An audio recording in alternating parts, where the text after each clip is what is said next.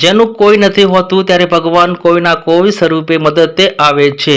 મહેસાણા શહેરના નાગલપુર વિસ્તારમાં થોડા સમય પહેલા ઝુંપડપટ્ટી વિસ્તારમાં કોઈ કારણસર આગ લાગી હતી। આ આગમાં મોટા પ્રમાણમાં ઝુંપડપટ્ટી સાથે ઘર વખરી બળીને ખાક થઈ ગઈ હતી।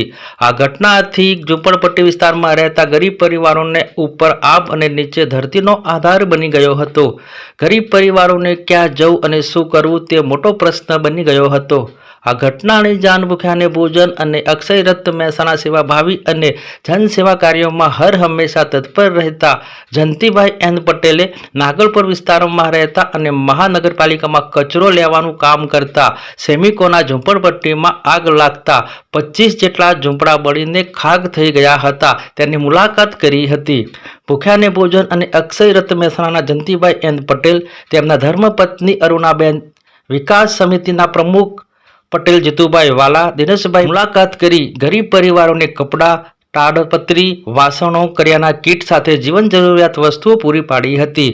જનસેવા તે પ્રભુ સેવાના મુખ્ય ઉદ્દેશ સાથે જયંતિભાઈ હંમેશા અગ્રેસર રહે છે। આવા સેવાભાવી કાર્ય કરતા જયંતિભાઈના આ સેવા કાર્યમાંથી દરેકને પ્રેરણા લેવા જેવી છે। આપની નાનકડી મદદ અનેક પરિવારો માટે આશાનો દીપ બની જાય છે।